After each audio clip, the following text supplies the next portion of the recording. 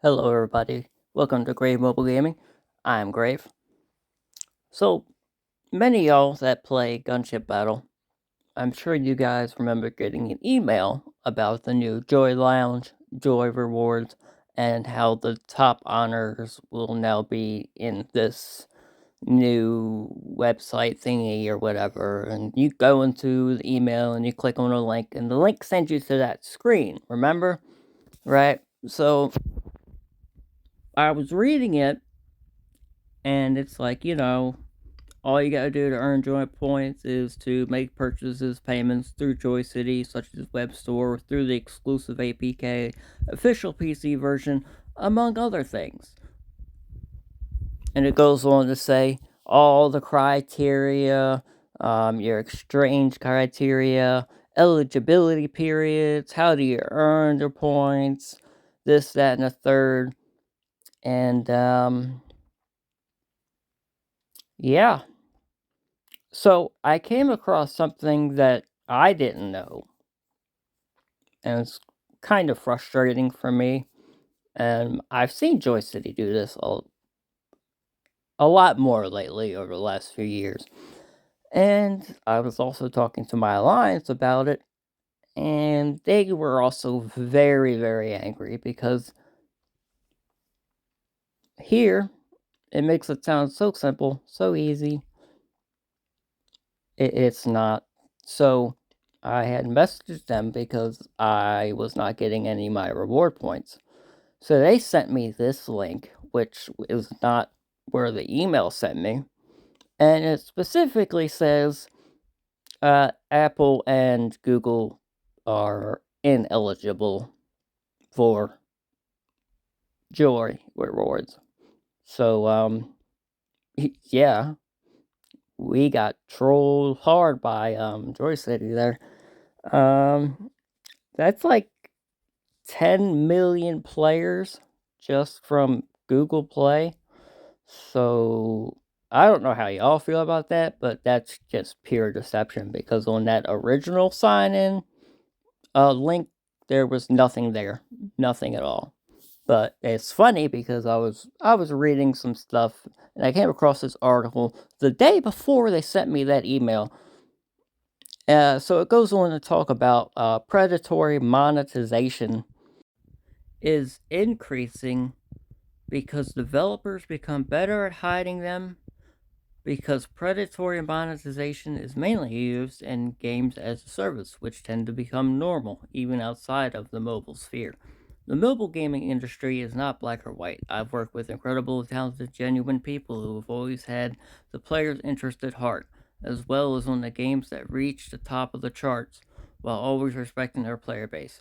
But I've also seen unethical decisions being made, and while ethics related to the workplace have been in the spotlight for the past few years, ethics related to monetization and unfortunately still rarely discussed within companies or even in the industry at large. Predatory practices tend to appear when the top management puts pressure to grow the revenues, when a few people in charge of the roadmap or monetization don't care or don't question the morality of these practices and the impact on players, and when the team members who disagree with these practices gave up on fighting against them. Truth is, the company starts abusing predatory practices. It's often symptomatic of a bigger change of mindset and priorities. The experienced creative talents who care the most about the players leave to be replaced by people who are aligned in the new mindset, out with the old, in with the new. More of these practices over time and more talents leaving, which gives me little hope companies can even make a comeback. Many videos already do a great job of deconstructing games to expose the psychology and design behind FOMO, loot boxes, battle pass, or premium currency packs, as this is based on information visible to the player, and is unfortunately is just the tip of the iceberg. The most pernicious predatory practices are systematic, buried deep in the code, and fully understood by few people who directly worked on them, and a lot of effort spent, I don't know this word, but it means hide, to avoid backlash. So, number one, it talks about personalization. Like any sport or physical game, most players assume that rules of the video game they're playing are the same for everyone, except in mobile games. Personalization is also a widely used practice that dynamically changes the rule of the game under the hood to optimize spending opportunities. Similarly, the personalized ads or news feed when you browse social media when you play, data is collected and processed through all sorts of algorithms and then analyze your play and spending behaviors and can then dynamically change variables like the chance to get a reward, the difficulty of a level, or even price for an offer to put you in a situation where you're most likely to spend. Any large mobile studio has dozens of market analysts, data analysts, and even psychologists who analyze players and their data to refine these algorithms. Personalization is present in pretty much any mobile game. What differs is the degree to which it's exploited to squeeze players for money, which is often hypocritically presented in delivering personalized experience. So if you hear that, you know what it is.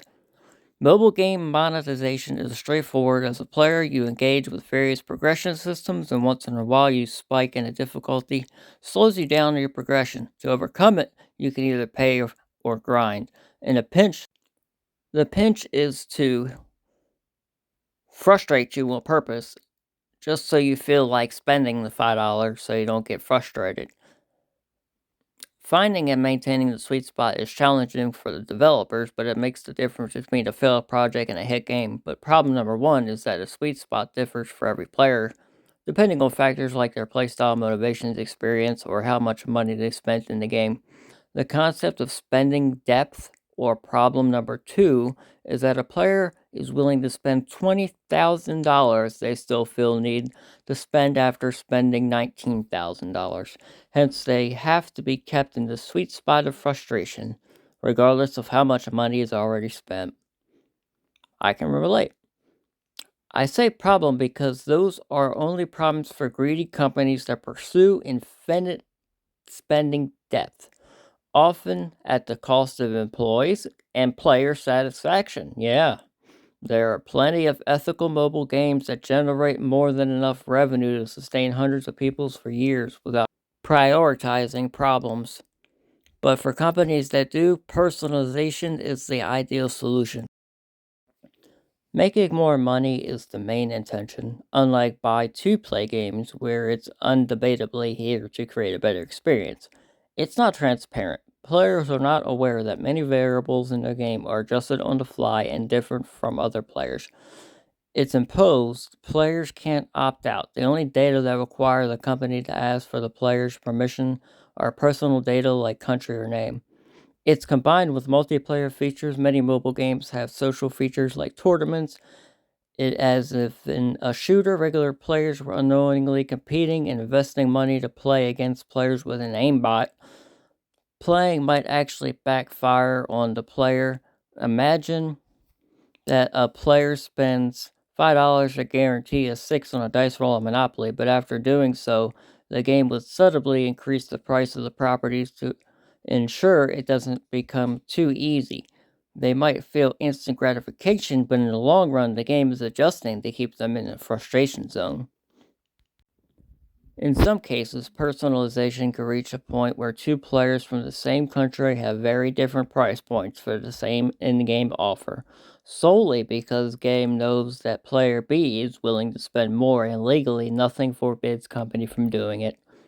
Now, if Mary, who is loyal customer and already spent $2,000, realized that Activision is personalizing her experience to squeeze her for money, she wouldn't be very happy and might even send a legal threat to customer care. In general, simply because of the vast majority of mobile players do not communicate with other players, the risk of backlash is pretty low. So that's why I'm reaching out to you guys. Fake randomness. It's not a coincidence if gotcha, loot boxes, match 3 puzzle, casino games dominate the revenue top charts, and if Blizzard's first mobile game is a hack and slash. What do all these games have in common? Progression is dictated by randomness, and randomness is very easy to manipulate. Randomness in itself is already a powerful monetization tool when selling loot boxes. Developers don't sell direct value to the player, they sell a chance to get the value, which reduces how quickly the content is consumed and how much needs to be produced. But randomness combined with personalization can also be used in meta systems to hide soft or hard gates and regulate the player's progression.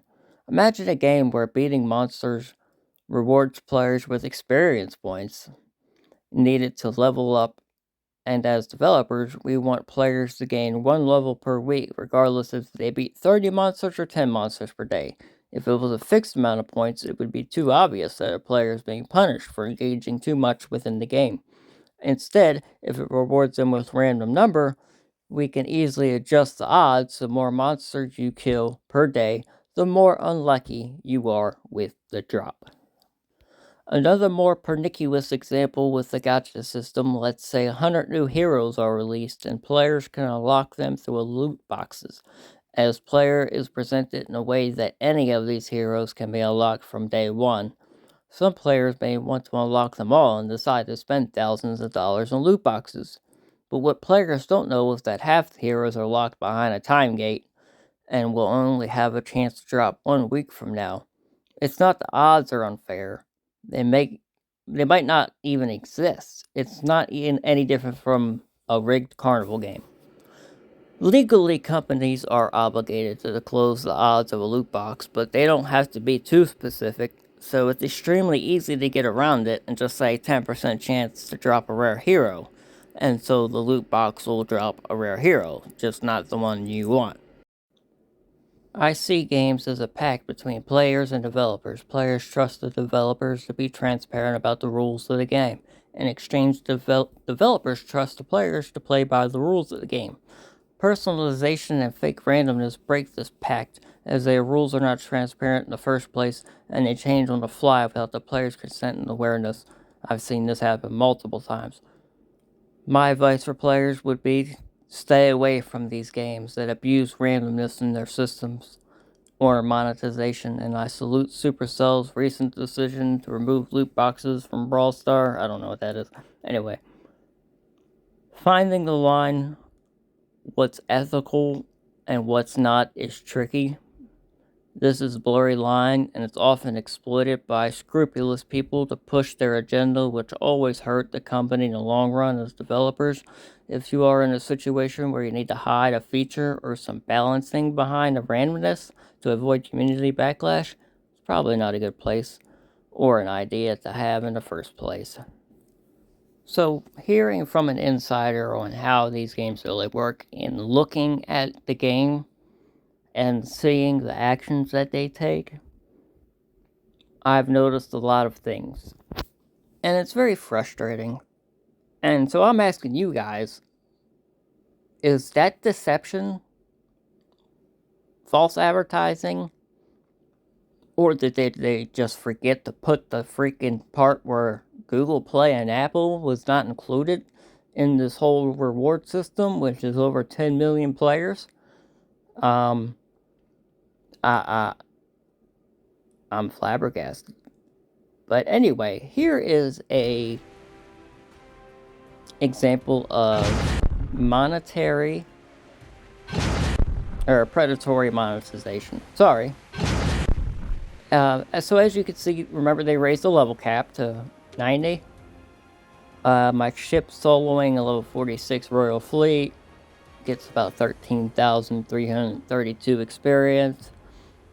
You get 1, 2, 3 EXP tokens per Royal.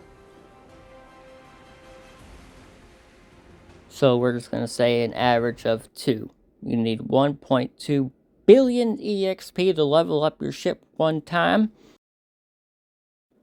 You need to kill 1,400 Royals. Not to mention the 50,000 first class blueprints you need for your FFGXs. Or you can spend $50 for the couple levels of the sweet EXP. Fake randomness. So 1 in 10,000 odds that you'll get the 100 Ford blueprints, and you need like 1,000 to get to level 5. So I think it was like $12,500 just to get to level 5. If you're, perfect odds, and that's not good odds. You're never gonna catch up to these people. You're just not. And I know I'm asking a lot, but money talks. And if we all stop paying for even a week or two just to get them to see that they're making mistakes, especially my American and European brethren, we need to stand up to this shit. It's getting bad. I'm not spending any money until they fix it. But if I could at least get people together to at least send in an email to them saying, look, this is not Apple and Google thing's not going to fly. It was perfectly fine with the Honors Commander because that's how we did it before. Now all of a sudden Google Play and Apple users aren't good enough for you. That's like a big slap in the face. I'm sorry. So I say we boycott 1-star review, send them emails, whatever you can do. Because I know if me and my alliance are pissed about this, and I know we can't be the only ones. Sorry, this was a long video. If you stuck with me to the end, I appreciate you. I'm just trying to figure out what our next move is, because I'm not liking Joy City right now. But this also affects every mobile game, so keep your eyes out all the time. You never know when companies will do things they're not supposed to do.